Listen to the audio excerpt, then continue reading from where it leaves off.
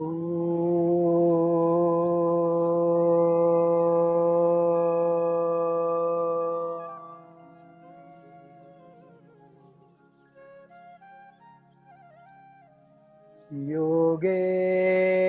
चित्तस्य पदेन वाचा मलं शरीरस्य च वैद्यकेन योपाकरोत्तं प्रवरं मुनीनां पतञ्जलिं प्राञ्जलिरानतोऽस्मि। ॐ शान्ति शान्ति शान्तिः। आत्मीय स्वयं, जैसा कि अभी अभी डॉक्टर अजीत ने बताया, बहुत सुंदर तरीके से उन्होंने कल के चर्चा सत्र का जिस अत्यंत कम शब्दों में बहुत सुंदर तरीके से उन्होंने प्रस्तुत किया और सभी को सीखने की बात है इसमें से कि कैसे इतने कम शब्दों में पूरी बात उन्होंने सामने रखी। वाह, सुंदर है। आज हम लोग थोड़ा सा आगे बढ़ते हैं और जैसा कि आप सब लोग जानते हैं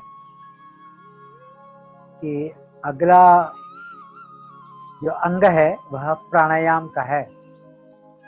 यम, नियम, आसन और उसके बाद प्राणायाम। जैसे आसन से संबंधित 3 सूत्र थे पतंजलि योग दर्शन में, इस पर चर्चा कल हम लोगों ने करी। प्राणायाम के संबंध में 5 सूत्र है। इन 5 सूत्रों को हम देखने का प्रयास करते हैं, समग्रता से ही लेंगे उनको। पतंजलि महामुनि प्राणायाम के संबंध में विचार करते हुए पहला सूत्र देते हैं, तस्मिन् सति श्वास प्रश्वासयोर गतिर्विच्छेदा प्राणायामः, ऐसा सूत्र देते हैं। यह द्वितीय पाद अर्थात साधन पाद का 49वां सूत्र है और आज 49वां ही यह चर्चा सत्र भी है। क्या कह रहे हैं? तस्मिन् सति, तस्मिन् सति मतलब आसन जय होने के बाद, या जो हम प्रयास करते हैं आसन के माध्यम से और किसी प्रकार की देह व्यथा न होते हुए सहन करने का सामर्थ्य अलग अलग पोस्चर से जो होते हैं, तो वह अंगभूत कर हम जो सामर्थ्य विकसित करते हैं उसको हम आसन जय इस अर्थ से कह सकते हैं, अथवा आसन सिद्धि ऐसा कह सकते हैं। तो वह जैसा जैसा जिस अनुपात में होता है उस अनुपात में, अर्थात आसन जय होने पर श्वास और प्रश्वास की जो स्वाभाविक गति है उनका विच्छेद अर्थात नियंत्रण व नियमन अथवा कंट्रोल अथवा अनुशासित करना, तो वह प्राणायाम होता है, ऐसा पतंजलि महामुनि कह रहे हैं। तो इसमें 2-3 शब्द आ रहे हैं, श्वास प्रश्वासयोर गति विच्छेदः, तो श्वास प्रश्वास की गति उसका विच्छेद, उसे प्राणायाम ऐसा कहते हैं। तो ये प्रमुख रूप से 3 शब्द है। फिर अगले सूत्र है, उनको देखते हैं। तो श्वास प्रश्वास की जो गति है, जैसा कि हम में से अधिकतर लोग जानते हैं और उसका उल्लेख कुछ एक बार हो चुका है पूर्व में भी, और सामान्य रूप से भी जानते हैं। हम सब लोग योगाभ्यासी है तो कहीं ना कहीं उसका जिक्र हो ही जाता है। तो सामान्य स्वस्थ मनुष्य 1 मिनट में 15 बार श्वास प्रक्रिया करता है। 1 घंटे में लगभग 900 बार होती है। तो 24 घंटों में 21,600 बार श्वास भरना और छोड़ना, यह प्रक्रिया होती है। तो उस अनुपात में 1 मिनट का यदि अनुपात देखेंगे तो वो 15 बार होता है। और यदि थोड़ी सी आपाधापी हुई तो कभी बढ़ जाती है, थोड़ा टेंशन हुआ तो बढ़ जाती है, थोड़ी अस्वास्थ्य की, अनारोग्य की स्थिति है तो यह श्वास प्रश्वास की गति बढ़ जाती है, तेज हो जाती है। और कभी कभी मनुष्य यदि अच्छा स्वस्थ है, आरोग्यवान है, तो यह श्वास गति कम भी हो सकती है, ऐसा हो सकता है। लेकिन सामान्य मनुष्य में 15 बार यह रहती है। तो क्या होता है, 15 बार वह श्वास लेता है और 15 बार छोड़ता है। तो इसे कहा गया है श्वास और प्रश्वास। लेना यह श्वास हुआ और छोड़ना यह प्रश्वास हुआ। इसको हम इनहेलेशन एक्सहेलेशन कहते हैं, या श्वास भरना और श्वास छोड़ना। इन शब्दों से भी हम उसको जानते हैं। योग में उसे अलग शब्दों से कहा गया है। श्वास भरने को पूरक कहा गया है, श्वास छोड़ने को रेचक, ऐसा शब्द प्रयोग उसके लिए कहा गया है, किया गया है। तो पहले सूत्र में तो यह आता है, तस्मिन् सति श्वास प्रश्वासयो, इनकी जो स्वाभाविक गति है, सामान्य गति है, जो नैसर्गिक है, प्राकृतिक है, उस गति का विच्छेद। तो विच्छेद 2 प्रकार से हो सकता है। जो सामान्य 1 मिनट में 15 बार है, इसका यदि विच्छेद कर देते हैं तो 14 बार हो सकता है, 13 बार हो सकता है, 12 बार हो सकता है, 11, 10, 9, 8, 7, 6, 5, 4, 3, 2, 1, इतना ही नहीं, आधा बार भी हो सकता है और माइनस भी हो सकता है। यदि श्वास भरना और श्वास छोड़ना यह दीर्घ काल तक किया तो माइनस में भी जा सकता है। अभी आज भी मान लो अभी हम करेंगे तो 10 सेकंड तो हम आराम से कर सकते हैं। मतलब 10 सेकंड श्वास भरा और 10 सेकंड श्वास छोड़ा, तो कितने 20 सेकंड हो गए। तो 60 में से 20 सेकंड तो 3 ही श्वास होते हैं, आज भी करते हैं तो। और थोड़ा सा प्रयास करते हैं तो 15-15 सेकंड तक तो आराम से यूं लेकर जा सकते हैं।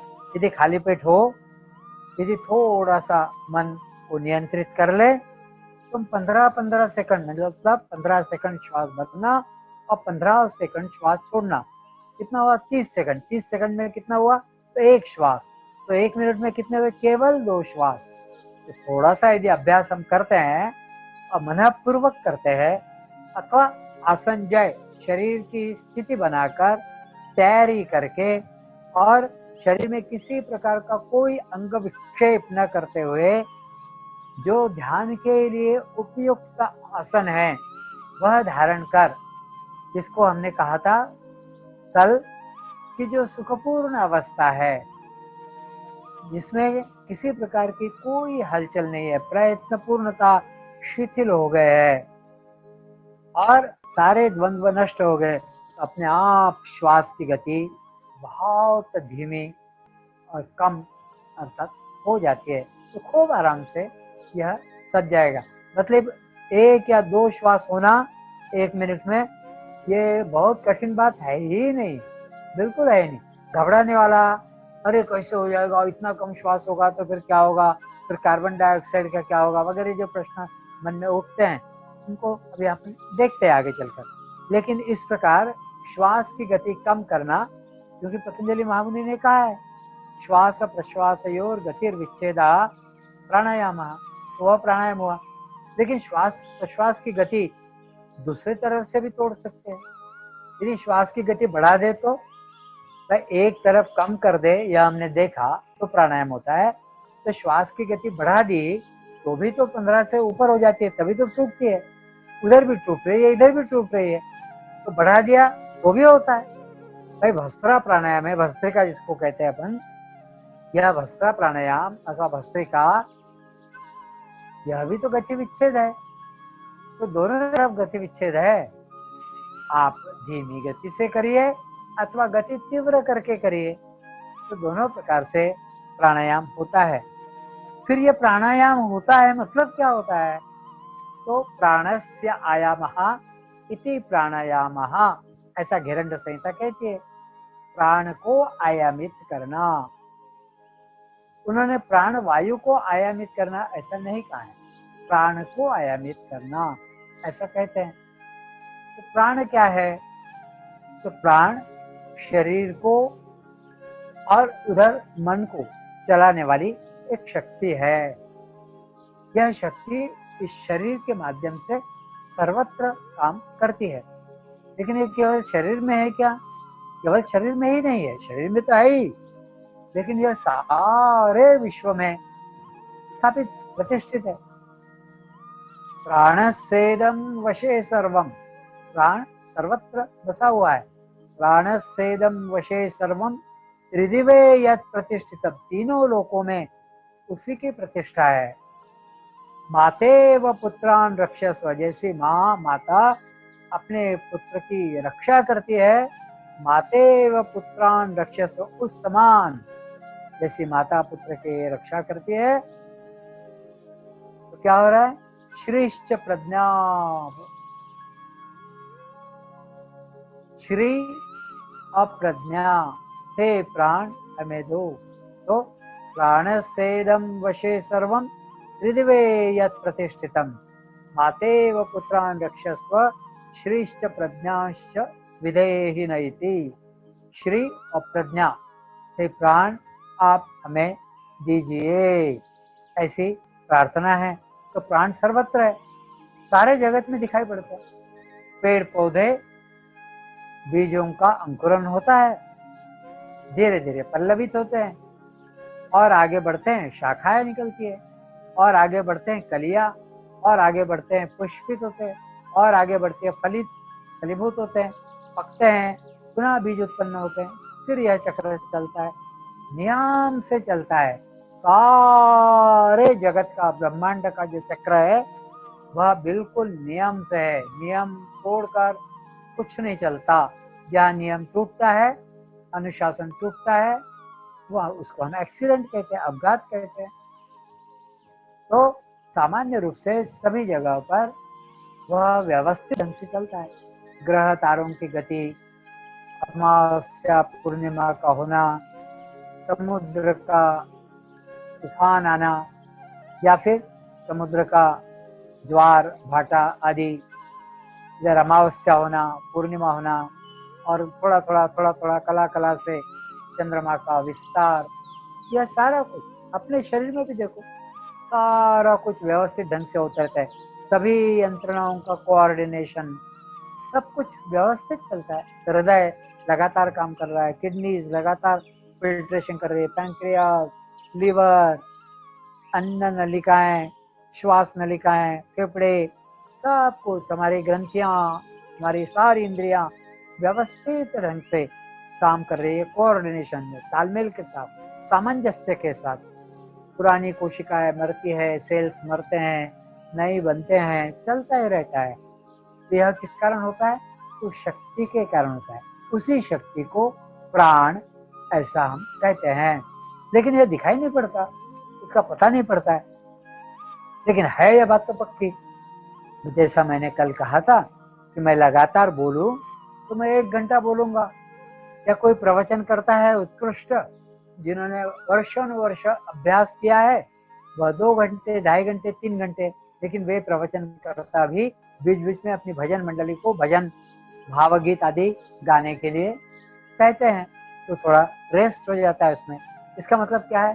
घंटा, 1.5 घंटा, 2 घंटा व्यक्ति बोलेगा, उसके बाद उसकी प्राण शक्ति खत्म हो जाती है। इसका मतलब कोई ना कोई शक्ति तो भीतर से काम करती है, उसके बगैर काम नहीं हो सकता।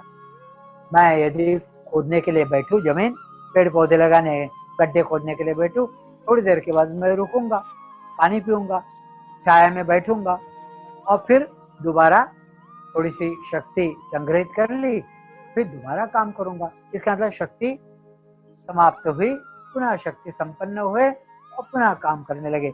चलना हुआ तो कितना चलेगा मनुष्य दिन भर में? 20-22 किलोमीटर चलेगा, ज्यादा से ज्यादा 25-30 किलोमीटर चल लेगा, लेकिन फिर सोएगा। पुनः शक्ति वह ग्रहण करेगा और फिर से वह चलेगा। तो इस प्रकार इस शक्ति का क्षय होता है। तो शक्ति का क्षय होता है, मुझे सोचना है, थोड़ी देर के बाद मैं कहूंगा बस इससे ज्यादा मैं नहीं सोच सकता। तो यह जो शक्ति है, जो मस्तिष्क की तरफ भी जा रही है, हाथों की तरफ भी जा रही है, मुख में भी जा रही है, आंखों में भी जा रही है, नाक, कान, त्वचा आदि में जा रही है, या फिर वह मेरे जनन इंद्रिय की तरफ, या फिर मलद्वार की तरफ, या शरीर में सर्वत्र पैरों की तरफ आदि, या अन्न नलिकाओं में, श्वास नलिका में, फेफड़ों में, रक्त संचार की क्रिया, हृदय की क्रिया, पैंक्रियाज वगैरह वगैरह का, किडनीज का कार्य, यह सब जो संचालित कर रही है वही वो शक्ति है। अरे जो शक्ति नारियल के पौधे में काम करती है, नीचे से लेकर ऊपर तक पानी जल ले जाती है और उन नारियलों में भरती है। एक एक नारियल पियो तो पेट गच्च भर जाता है। हम जब श्रीलंका गए थे तो वहां पर नारियल पीते तो पेट इतना भर जाता था, अरे बाप रे टाइट हो गया, ऐसा कहते थे, इतने बड़े बड़े नारियल। तो एक एक पेड़ पर 100-100, 150-150, 200-200 नारियल, और उसमें इतना पानी, मान लीजिए 100-150 या 200 ग्राम पानी उनके अंदर, तो 200 नारियलों में कितना पानी, और इतना पानी उस ग्रेविटेशन फोर्स के, पृथ्वी की जो गुरुत्वाकर्षण शक्ति है उसको तोड़कर, उसके विरोध में, उससे उल्टा इतना पानी ऊपर चढ़ाना कोई सहज काम है? लेकिन वह नारियल के पौधे में हो जाता है, कोई मोटर तो लगी नहीं है नीचे। तो इसका मतलब वहां कोई शक्ति काम करती है, उसी शक्ति को प्राण कहा गया है। यह बिजली जिसके द्वारा अभी आप अपना कंप्यूटर चला रहे होंगे, मोबाइल चार्ज करते हो, बल्ब जलता है, पंखा घूमता है, टीवी चलता है, घर में मिक्सी, फ्रिज आदि, वॉशिंग मशीन आदि चलता है, यह सारा कुछ उस बिजली के कारण। लेकिन बिजली के तार यदि नंगे रखे तो हमें बिजली दिखती है क्या? नहीं दिखती, प्रवाहित होते हुए नहीं दिखाई पड़ती। लेकिन एमीटर या वोल्टामीटर लगा दे या कोई यंत्र लगा दे तो उसके द्वारा वह हमें पता पड़ती है। यदि हम छू कर देखें तो करंट लगता है, झटका लगता है उसका, अन्यथा नहीं लगता। तो माइल्ड झटका हमें लगता है, बड़े तारों को तो छूना ही नहीं होता है। तभी तो कभी कभी जो बिजली घर में या बिजली विभाग में कार्यरत जो लोग होते हैं, जो क्या कहते हैं उनको, बिजली मन होते हैं, इलेक्ट्रिशियंस, वो कभी कभी करंट लगने से झुलस जाते हैं, इतना गहरा झटका उनको लगता है, शॉक लगता है। तो वहां बिजली तो होती है तारों में, लेकिन दिखाई नहीं पड़ती। लेकिन है या कैसे पता पड़ता? और कभी कभी नहीं है कैसे पता पड़ता? क्योंकि बल्ब जलते जलते अपने आप, हमने स्विच ऑफ नहीं किया तब भी वो उजाला नहीं देता है, तो हम कहते हैं पंखा इधर रुक गया, तो हम कहते हैं कि बिजली चली गई, बिजली नहीं है। तो बिजली है तो उजाला है, बिजली है तो पंखा हवा दे रहा है, बिजली है तो टीवी से आवाज आ रही है, बिजली है तो मोबाइल चार्ज हो रहा है, बिजली है तो फ्रिज काम कर रहा है। तो बिजली है। और यदि हमारे शरीर में सारे कार्य हो रहे, या इस जगत में, संसार में सारे कार्य हो रहे, तो बिना शक्ति से कैसे हो जाएंगे? बिना ऊर्जा के कैसे हो जाएंगे? बिना जीवनी शक्ति के कैसे संभव है ही नहीं संभव। उस जीवनी शक्ति को, उस ऊर्जा को प्राण ऐसा कहते हैं। उसको आयामित करना, उसको व्यवस्थित करना। व्यवस्थित करना मतलब क्या?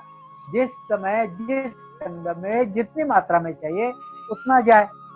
यदि मुझे खुदाई का काम करना है लेकिन मेरे मस्तिष्क ज्यादा चल रहा है और सारा प्राण उधर जा रहा है, तो मैं ठीक से काम ही नहीं कर पाऊंगा। यदि मुझे चलना है तो मुझे मेरे पैरों की तरफ प्राण ज्यादा जाने चाहिए। तो ऐसा न हो तो फिर दिक्कत पड़ती है। तो फिर उसके प्राण को संचारित करने के लिए और शरीर के विभिन्न अंगों में प्रवाहित करने, मतलब मेरी प्रत्येक कोशिका जीवित है, पूर्ण इकाई है अपने आप में, और वहां तक रस, रक्त आदि पहुंचता है, इसका मतलब क्या है? पहुंचाने वाली कोई यंत्रणा तो है। वह यंत्रणा जो है, उसको जो ऊर्जा प्रदाता जो यंत्रणा है, उसी को प्राण कहते हैं। और वह जो यंत्रणा है जो पहुंचाती है बारीक केश वाहिनियां, जो अस्पष्ट, जैसे बिजली के तार खोलने से भी बिजली प्रवाहित होते हुए नहीं दिखाई पड़ती है, लेकिन छूने से दिखाई पड़ती है, ठीक वैसा ही हमारा जो प्राणमय कोश है, इस प्राणमय कोश में बहुत सूक्ष्म जो कहा है, उन नाड़ियां ऐसा कहते हैं। उन नाड़ियों के माध्यम से ही यह ऊर्जा, यह प्राण शक्ति शरीर में सर्वत्र संचारित होती है, पहुंचाई जाती है। और उसी के कारण हम जीवित रहते हैं, हमारे अवयव जीवित रहते हैं। मांसपेशियां, मज्जाएं अथवा कोशिकाएं, यह सब जीवन रस उसी से प्राप्त करती है, ऊर्जा उसी से प्राप्त करती है। तो उस संग में उचित मात्रा में इस शक्ति का पहुंचना यह बहुत जरूरी है।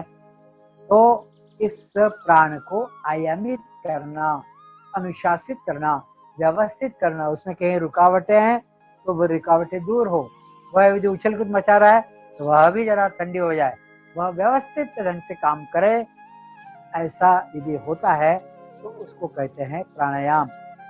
उस प्राण के शरीर में विभिन्न स्थानों पर जो उसका क्रियाशीलत्व है, क्रिया शक्ति के रूप में जो दिखाई पड़ता है, तो वह ऊपर के क्षेत्र में जो काम करता है, उस मुख्य प्राण का जो भाग है, उसे हम कहते हैं प्राण। उससे हमारी श्वास क्रिया चलती है, उससे गंध लेना आदि चलता है, कान से सुनना, आंखों से देखना, या सोच विचार आदि, या मुख से स्वाद लेना या बोलना। ऊपर का चक्षु श्रोत्रे मुख नासिकाभ्याम प्राणम स्वयं वसिष्ठते। प्राण स्वयं ही इस अवस्था में, इस रूप में, इस क्षेत्र में वह रहता है, कार्यशील है, ऐसा हम कहते हैं। तो शरीर के अन्य अंगों में भी है। तो अपान नीचे के अंग में उपस्थ, पायु, या फिर पैरों से चलना आदि, मूत्र विसर्जन, मल विसर्जन, यह सारा जो कुछ है, यह अपान के द्वारा सिद्ध होता है, तो उसे अपान कहते हैं। तो प्राण ऊपर के क्षेत्र में, अपान निचले क्षेत्र में, इन दोनों को जो संतुलित करता है वह है समान। वह मध्य भाग में नाभि उसका स्थान माना गया है, और नाभि में यह बैलेंस करता है। लेकिन नाभि के क्षेत्र में के भी बहुत सारे कार्य है, पाचन संस्था है, या मध्य भाग में हमारी अन्न नलिकाएं हैं, छोटी आंत है, बड़ी आंत है, या फिर हमारा उदर है, पैंक्रियाज है, या अपेंडिक्स है, और भी अन्य ग्रंथियां भी है, लिवर वगैरह वगैरह है, या फिर फेफड़े वगैरह भी है। तो यह सब जो है, यह मध्य तो समान, हाँ, मध्य भाग में समान स्थापित है, और उसके द्वारा इन क्षेत्रों की क्रियाएं संचालित होती है, संतुलित होती है, तो वह समान है। तो प्राण ऊपर, नीचे अपान, मध्य समान। फिर है व्यान। व्यान का स्थान माना गया है हृदय। हृदय से रक्त संचार सर्वत्र होता है, शरीर में अनेक नाड़ियां निकलती है, और वह फिर खूब फैलती फैलती, बढ़ती बढ़ती, बिल्कुल बारीक होती हुई सब जगह तक पहुंचती है, तो उसको कहा गया है व्यान। व्यान स्थान हृदय, और फिर शरीर के सर्व भाग में वह पहुंचता है, वह है व्यान।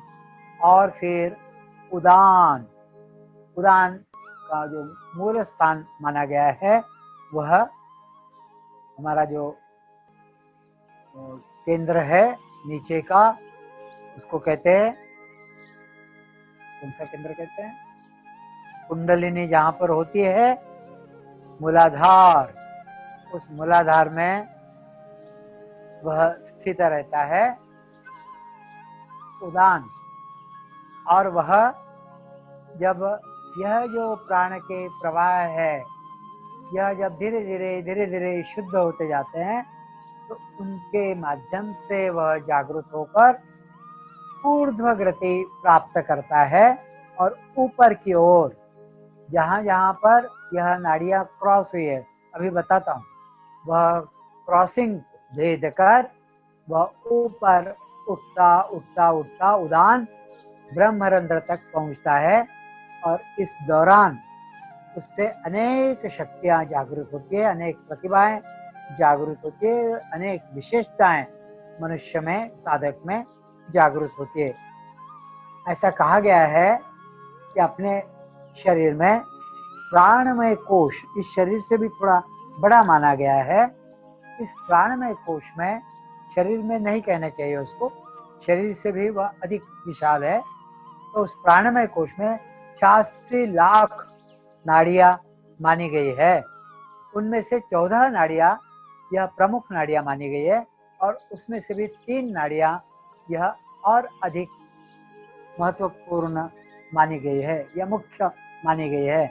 इसमें जो मध्य में रहती है वह सुषुम्ना नाड़ी होती है और उसके दोनों तरफ जो 6 जगह क्रॉसिंग्स करते हुए भेदती हुई जो चलती है वह है ईड़ा और पिंगला। उनका उद्गम माना गया है बाएं नासापुट से ईड़ा नाड़ी का और दाहिने नासापुट से पिंगला नाड़ी का उद्गम माना गया है।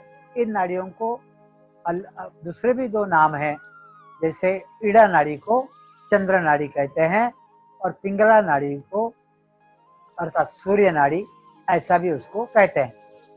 तो एक बाईं ओर से बाएं नासापुट से शुरू होती है और शरीर में विभिन्न स्थानों पर भेदती हुई क्रॉसिंग्स करती हुई मूलाधार तक पहुंचती है। इन नाड़ियों का जितना शुद्धिकरण होता है उस अनुपात में जो मध्य में स्थित स्थापित होती है वह सुषुम्ना नाड़ी जागरूक होती है और उसमें से फिर यह जो कुंडलिनी शक्ति है अथवा यह मुख्य जो प्राण है उड़ान, वह जागृत होकर ऊपर की तरफ मस्तिष्क की तरफ अर्थात ब्रह्मरंध्र की तरफ वह बढ़ता है।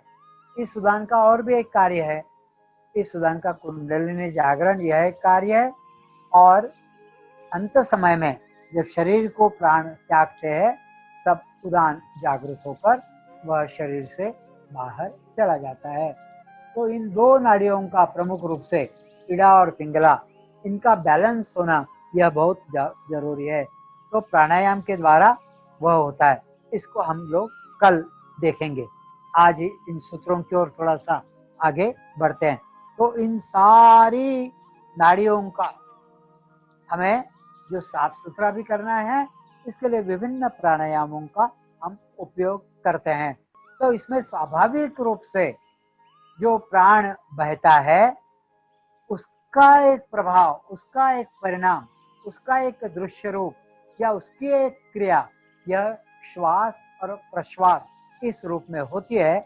इनकी गति में यदि विच्छेद करते हैं तो उसका जो प्रभाव पड़ता है वह उस प्राण पर पड़ता है और प्राण फिर अपनी जो गति है वह गति तोड़ता है या छोड़ता है। यदि श्वास प्रश्वास की गति बढ़ गई तो प्राण की गति बढ़ जाएगी, यदि श्वास प्रश्वास की गति धीमी हो गई तो प्राण की गति भी धीमी होती है, क्योंकि प्राण के कारण ही श्वास प्रश्वास चल रहा है। तो प्राण यदि तीव्र गति से चल रहा है तो श्वास प्रश्वास तीव्र गति से चल रहा है, यदि श्वास प्रश्वास धीमा हो गया तो फिर प्राण एक दूसरे पर यह इंटरडिपेंडेंट है, यह एक दूसरे पर यह अवलंबित है और इस कारण इनको ठीक ठाक करने से एक दूसरे पर उसका प्रभाव पड़ता है। तो पतंजलि महामुनि क्या कह रहे हैं? पतंजलि महामुनि 50वां सूत्र देते हैं, सतु बाह्याभ्यंतर स्तंभ वृत्ति देश काल संख्या वे परिदृष्टो दीर्घ सूक्ष्म। वे कहते हैं फिर तो बाह्य वृत्ति यानी बाहर जब श्वास छोड़ दिया या जब छोड़ा जाता है प्रश्वास रूप, उसको जब रेचक कहते हैं, और अभ्यंतर वृत्ति यानी श्वास जब अंदर लिया जाता है तो श्वास रूप पूरक, इसको इन दोनों को स्तंभ वृत्ति या अभ्यंतर वृत्ति और वह बाह्य वृत्ति। तो इन दोनों को जब वो बाहर जाने के बाद और अंदर लेने के बाद जब वह रुक जाता है, पहले तो आसंजय होने के बाद श्वास और प्रश्वास की जो सामान्य गति है उनको विच्छेदित करना, अर्थात श्वास और प्रश्वास को या तो दीर्घ करना अथवा बहुत तेज करना, जल्दी जल्दी करना। फिर श्वास बाहर छोड़ने के बाद रोकना अथवा श्वास अंदर लेने के बाद रोकना। इसे कहा गया है स्तंभ वृत्ति। सतु बाह्य अभ्यंतर स्तंभ वृत्ति देश काल। कितनी देर तक आप बाहर तक भेजते हो, दूर तक, और कितनी देर तक रुकते हो, कितना काल, इसकी संख्या भी जब निर्देशित कर लेते हो, तय कर लेते हो, तो परिदृष्टो दीर्घ सूक्ष्म, तो वह योग के करने से वह दीर्घ और सूक्ष्म ऐसा उपलक्षित होता है। इसका मतलब श्वास छोड़ा और रोका, तो यह जो शब्दावस्था आती है इसके कारण श्वास की लंबाई बढ़ गई, दीर्घ हुआ। श्वास भरा और रोका अंदर, अर्थात आंतर्य कुंभक किया। पहले बाह्य कुंभक श्वास छोड़ने के बाद, फिर श्वास अंदर अर्थात पूरक करने के बाद वह आंतर्य कुंभक, तो उससे भी श्वास दीर्घ हुआ और धीरे धीरे करने से सूक्ष्म भी वह उपलक्षित होता है। तो इस प्रकार वह बढ़ता जाता है। तो श्वास बाहर अथवा अंदर किसी भी देश की अपेक्षा न रखकर जब केवल स्तंभ वृत्ति से जब वह किया जाता है तो उसे कुंभक कहते हैं। कुंभक का मतलब यहाँ पर ना हमने अंदर भरा ना हमने बाहर छोड़ा, लेकिन श्वास स्वतः अपने आप वह रुक गया। तो यहाँ पर जो चित्त की जो प्रकाश स्वरूप जो सत्व गुण अवस्था होती है, वह सत्व गुण पूरे तरीके से रज और तम इन दोषों को छोड़ देते हैं, उनका क्षय हो जाता है। तो वह जो अवस्था बनती है वह वास्तव में प्राणायाम की अवस्था बनती है। और ऐसा करते करते करते क्या होता है, उसके फलस्वरूप पतंजलि महामुनि बताते हैं तथा क्षीयते प्रकाशावरणम, और उसके बाद धारणा सुच योग्यता मनसा, धारणा के लिए मन की योग्यता बनती है।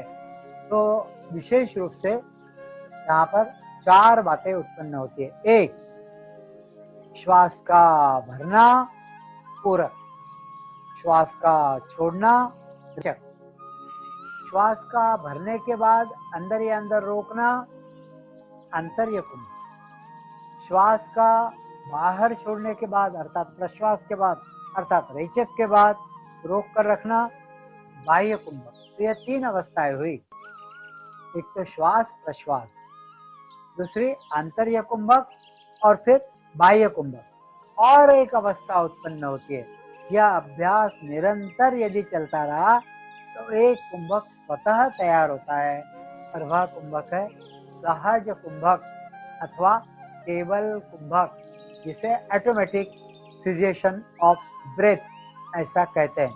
कुंभक का क्या अर्थ हुआ? कुंभ मतलब घट, घट मिट्टी का घड़ा, वह कुंभ हुआ।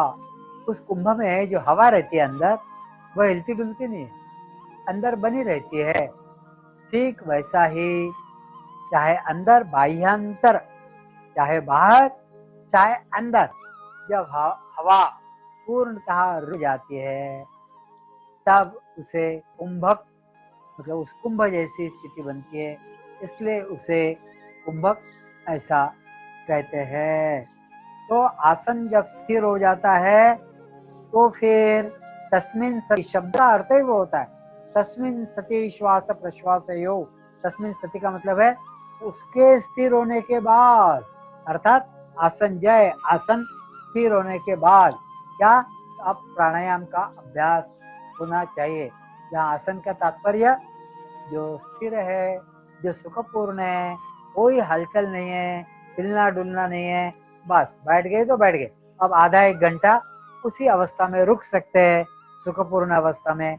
वह आसन अर्थात आसन स्थैर्य जब आ जाता है या आसंजय जब हो जाता है, तब प्राणायाम तस्मिन सति। इसलिए अब इसको करो तो घूमते फिरते नहीं, उठते बैठते नहीं, चलते फिरते नहीं, काम करते नहीं, आप स्थिरता से बैठे, मन शांत हुआ, शरीर स्थिर हुआ, मन पूर्णतः एकाग्र अवस्था में आ गया, निरुद्ध अवस्था में भी आ गया, अथवा समाध्य अवस्था की तरफ बढ़ रहा है, वह जो स्थिति बनती है वह प्राणायाम के लिए उपयुक्त स्थिति है। तो इसमें श्वास और प्रश्वास का निरोध करना यह जरूरी हो जाता है। और यह निरोध ये जो है यह निसर्ग के विरुद्ध आचरण है, इसलिए निश्चय करके ही इसे करना पड़ता है। तो आसन स्थित होकर आसन स्थैर्य प्राप्त होने के बाद प्राणायाम की शुरुआत करनी चाहिए, ऐसा बुद्धिपूर्वक यहाँ पर सुझाया गया है। मतलब हिलना डुलना नहीं है, शांत होकर करना चाहिए। लेकिन प्राणायाम में कोई धोखा वगैरह है क्या? ऐसा कुछ नहीं है। हाँ, किसी भी चीज की अति कर दो तो फिर कभी कभी थोड़ा उसका उल्टा प्रभाव पड़ जाता है, लेकिन ऐसा कोई सामान्यता नहीं है।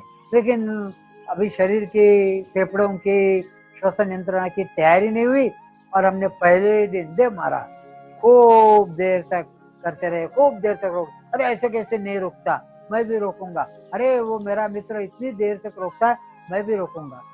पिछला एक वर्ग यहाँ पर योग टीचर्स ट्रेनिंग कोर्स हमने लिया था, उसमें एक युवा अभिसार वर्मा ग्वालियर की है, वो आते थे। वो अच्छा स्विमर है और उसने इंटरनेशनल कॉम्पिटिशन्स में भारत का रिप्रेजेंटेशन किया है।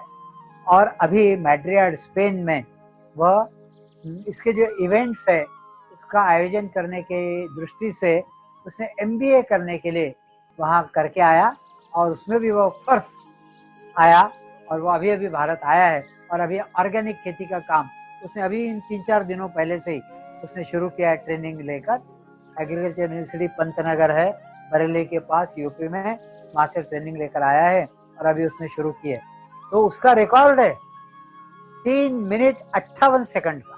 पानी के अंदर, बोले हमारे टीचर हमको पानी के अंदर दाब कर रखते थे, बैठने के लिए कहते थे, अभ्यास करने के लिए कहते थे। तो 3 मिनट 58 सेकंड या मैक्सिमम। तो मैं बड़े गर्व के साथ, बड़े इससे अभिमान से मैं कहता था कि देखो ये युवा जो योग टीचर्स ट्रेनिंग कोर्स में भी रहा, यह 3 मिनट 58 सेकंड।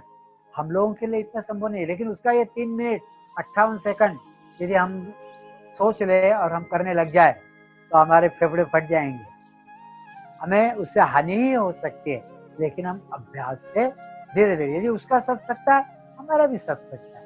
लेकिन अपनी आयु का, अपनी शारीरिक स्थिति का, अपने अन्य व्यवहार आदि इन सब का ध्यान रखकर हमने श्वास की जो यंत्रणा है उसको धीरे धीरे धीरे धीरे धीरे धीरे धीरे धीरे अपने काबू में लेना चाहिए। भगवत गीता में आया है, नेहाभिक्रमनाशोस्ति प्रत्यवायो न विद्यते स्वल्पमप्यस्य धर्मस्य त्रायते महतो भयात्। किसी प्रकार का भय पालने की जरूरत नहीं है, लेकिन क्रमशः धीरे धीरे उसका प्रत्यवाय करते हुए धीरे धीरे धीरे धीरे उस विद्या को आत्मसात करना चाहिए। आपको थोड़ा थोड़ा करते करते स्वल्पम अप्यस्य धर्मस्य, वह आपको धीरे धीरे प्राप्त हो जाता है। तो इस प्रकार प्राणायाम का अभ्यास करने से यह संभव है। होता क्या है, जैसा कि मैंने पूर्व में बताया कि ये तीनों जो मुख्य नाड़ियां है, इन तीनों नाड़ियों का वहां पर शुद्धिकरण होता है, वह होना बहुत जरूरी है। ये तीनों नाड़ियां कैसे काम करती है ये थोड़ा सा बता देता हूँ, फिर और भी प्राणायाम के बारे में चर्चा करनी हो सकता है, कल इस विषय को आगे हम लेंगे। अपने शरीर में यदि हम शरीर विज्ञान की दृष्टि से देखें तो अपने शरीर में 2 प्रकार की यंत्रणाएं हैं। स्वैच्छिक की यंत्रणा और अनैच्छिक यंत्रणा हमारी मज्जा तंत्र, हमारी तंत्रिका तंत्र की, है ना, यह होती है। और इसके भी दो भाग होते हैं। एक होता है जिसको हम कहते हैं सिंपैथेटिक नर्वस सिस्टम, और एक होता है पैरासिम्पैथेटिक नर्वस सिस्टम। इन दोनों नर्वस सिस्टम का, इन दोनों तंत्रिका तंत्र का शरीर में उपयोग होता है। कैसा उपयोग होता है? तो हमें जब काम करना होता है तो हमारा तंत्रिका तंत्र उत्तेजित होता है, प्रभावित होता है, क्रियाशील होता है। उसको हमारे मस्तिष्क का जो केंद्र है, वह केंद्र उसको प्रभावित करता है, और उसके द्वारा फिर उत्तेजित होकर वह कोई किसी कार्य में आगे बढ़ता है। मुझे साइकिलिंग करनी है, मुझे स्कूटर चलाना है, मुझे कोई योजना बनानी है, मुझे कोई काम करना है, तो मैं शरीर के अंगों को, शरीर की यंत्रणाओं को प्रभावित करता हूँ, उत्तेजित करता हूँ, अधिक शक्ति उसकी ओर मैं प्रेषित करता हूँ। तो यह होता है। लेकिन मेरी दूसरी भी यंत्रणा कभी काम में आनी चाहिए, वह यह कि मैं अभी उत्तेजित तो हुआ, लेकिन मुझे प्रशमित भी होने की आवश्यकता है, क्योंकि केवल बहुत श्रम करना, इससे मेरा काम नहीं चलेगा, तो विश्राम करना भी मुझे आना चाहिए। तो एक तरफ उत्तेजना जीवन में रहती है, या उत्तेजना से काम होते हैं, तो वह उत्तेजना दूर भी होनी चाहिए, प्रशमन भी होना चाहिए, तभी मुझे विश्रांति मिलेगी। तो प्रशमन, उत्तेजना, प्रशमन, काम के समय उत्तेजना और बाकी समय प्रशमन। हम दिन भर काम करते हैं तो उत्तेजित रहते हैं, रात्रि में विश्रांति लेते हैं, इसका मतलब प्रशमित होते हैं। तो यह दोनों प्रकार की यंत्रणाएं काम करती है। तो यह जो उत्तेजित होने वाली जो यंत्रणा है, वह हमारी पिंगला नाड़ी, जो दाहिना नासापुट है, उससे जो सूर्य नाड़ी हमारी आरंभ होती है, उसके द्वारा नियंत्रित, वह प्रभावित करती है, उसको उत्तेजित करती है। और जब हम विश्रांति लेते हैं, या कोई काम हो गया और हम आराम कर रहे हैं, तब हमारी यह जो प्रशमित करने वाली मज्जा संस्था होती है, या तंत्रिका तंत्र होता है, जो बाएं नासापुट से आरंभ होता है, जिसको हम प्रशमक मज्जा संस्था कहते हैं, उसके द्वारा होते हैं। इन दोनों का बैलेंस होना, संतुलित रहना, यह बहुत जरूरी है। केवल उत्तेजना से सब काम नहीं होते, तो प्रशमन भी जरूरी है। तो प्रशमन के समय प्रशमन होना चाहिए, लेकिन दिन भर प्रशमित ही रहे हम और उत्तेजना आए ना, तो हमारे हाथ से काम भी नहीं होंगे। तो ये दोनों ही, एक उदाहरण देकर अपनी बात को आज के लिए समाप्त करता हूँ। प्राणायाम के संबंध में और भी बातें उसको कल हम फिर करेंगे। गुरु जी, डॉक्टर नागेंद्र जी यह उदाहरण दिया करते थे, वह याद है, वह मैं बताता हूँ। कहते हैं कि एक बार एक युवक जंगल में घूम रहा था। जंगल में घूमते घूमते एक पगडंडी से वह चल रहा था। जब वह पगडंडी से अपने विचारों में खोया हुआ, मस्ती में वह जब जा रहा था, अचानक उसके सामने एक सांप खड़ा होता है, और बहुत बड़ा सांप अपना फन उठाकर उसकी तरफ देख रहा है। यह युवक एकदम से हड़बड़ी में उस सांप की तरफ देखता है, अरे बाप रे, इतना बड़ा सांप, अब क्या करें? दो प्रकार की रिएक्शन आती है। एक, या तो भाग चलो, यदि सांप का सामना नहीं करना है तो भागो, उसे फ्लाइट रिएक्शन कहते हैं। अथवा मुझ में यदि हिम्मत है तो उस सांप को मैं मारूं। तो या तो उसके साथ सामना करो, संकट का सामना करो, अथवा उस संकट से भाग जाओ। जीवन में जब भी प्रतिकूल, जब कोई घटना घटित होती है, यही दो, उत्तेजना या फिर प्रशमन, या उत्तेजना होने के बाद भी या तो फ्लाइट या फाइट, यह दो रिएक्शन से होती है। या तो उस संकट से भाग जाओ, दूर हो जाओ, या उस संकट का सामना करो। तो वह युवक सोचता है, इतना बड़ा सांप मैंने पहले कभी नहीं देखा, मेरे साथ कोई व्यक्ति है नहीं, मुझे इतना बड़ा सांप मारने का अनुभव नहीं है, यहाँ से मैं हट भी नहीं सकता, कुछ समझ में नहीं आ रहा है। तो मैं भागूं तो कैसे भागूं, क्या करूं? मेरे पास कोई डंडा लाठी नहीं है, यहाँ कोई आसपास एक बड़ा पत्थर भी नहीं है कि मैं इसको मारूं या नहीं मारूं। और फिर अंततः वह निर्णय लेता है कि यहाँ से भाग जाना अच्छा, मुझे कोई अनुभव नहीं है, मैं भाग चलता हूँ। और वह उस पगडंडी से भागने लगता है। जब वह भागने लगता है तो पीछे मुड़कर देखता है, सांप भी उसका पीछा कर रहा है। वह और तेज गति से भागता है। सांप भी उसके पीछे आ रहा है, उसको लगता है इतनी गति से काम नहीं चलेगा, और तेज गति से भागना चाहिए। वह गति बढ़ा देता है, सांप भी तेज गति से आता है, लेकिन भागते भागते एक जगह पर वह पगडंडी एक तरफ मुड़ जाती है और एक भाग उसका सीधा जाता है। वह युवक एकदम से जो मुड़ा हुआ रास्ता है वह ले लेता है और उसको भागता है। पीछे मुड़कर देखता है, सांप तो दिखाई नहीं पड़ रहा है, लेकिन सांप आ गया तो इसलिए और थोड़ी दूरी तक वह भागता है। और भागकर जब वह बहुत थक जाता है, पीछे मुड़कर देखता है, नहीं सांप नहीं आ रहा है, शायद निकल गया। तब वह आश्वस्त होता है, तो किसी पेड़ की छाया में वह किसी पत्थर पर बैठता है खुश करके। तो थोड़ा सा सोचिए क्या हुआ।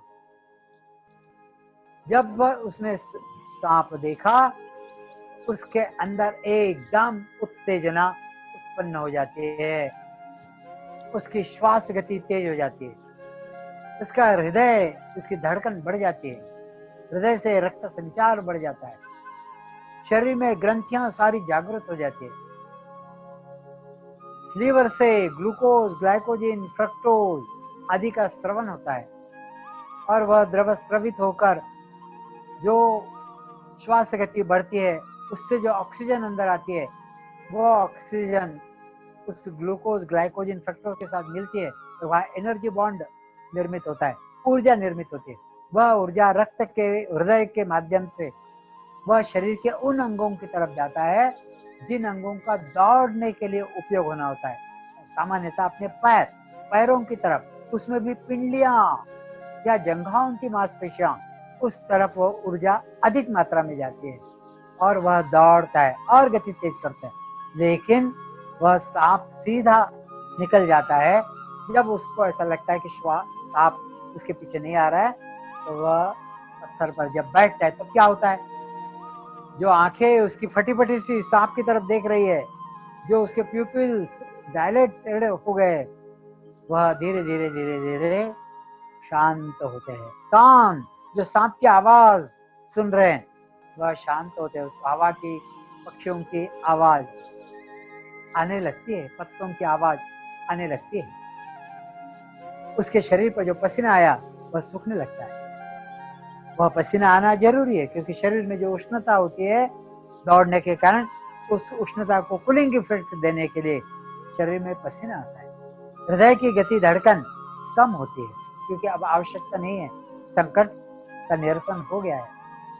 श्वास की गति कम हो जाती है, श्वास क्रिया मंद हो जाती है, उत्तेजना सारे शरीर की धीमी पड़ जाती है। तो दोनों ही यंत्रणाएं, उत्तेजित करने वाली और प्रशमित करने वाली, दोनों ही काम में है। सांप को देखा, उत्तेजना हुई, सांप निकल गया, सांप से दूर गए, प्रशमन हुआ। तो यह सिंपैथेटिक नर्वस सिस्टम उत्तेजना देने वाली, और पैरासिम्पैथेटिक नर्वस सिस्टम प्रशमित करने वाली। इसी को योग शास्त्र में इड़ा नाड़ी, प्रशमक मज्जा संस्था, और पिंगला नाड़ी अर्थात सूर्य नाड़ी, यह उत्तेजक मज्जा संस्था।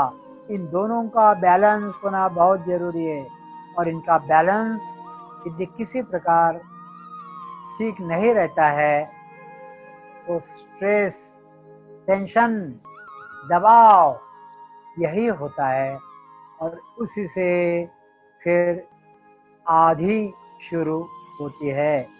यह कैसे होता है, वह प्राण शक्ति किस प्रकार शरीर में अव्यवस्थित होती है, उसको कैसे व्यवस्थित करना, प्राणायाम के विभिन्न प्रकार, फिर प्राणायाम करने से कार्बन डाइऑक्साइड, कर्बजीव प्रणीत की मात्रा शरीर में बढ़ जाती है, रक्त में बढ़ जाती है, तो उसका क्या होता है, इसके बारे में हम कल चर्चा आगे बढ़ाएंगे। आज यहीं पर रुकते हैं, प्रार्थना से समाप्त करते हैं।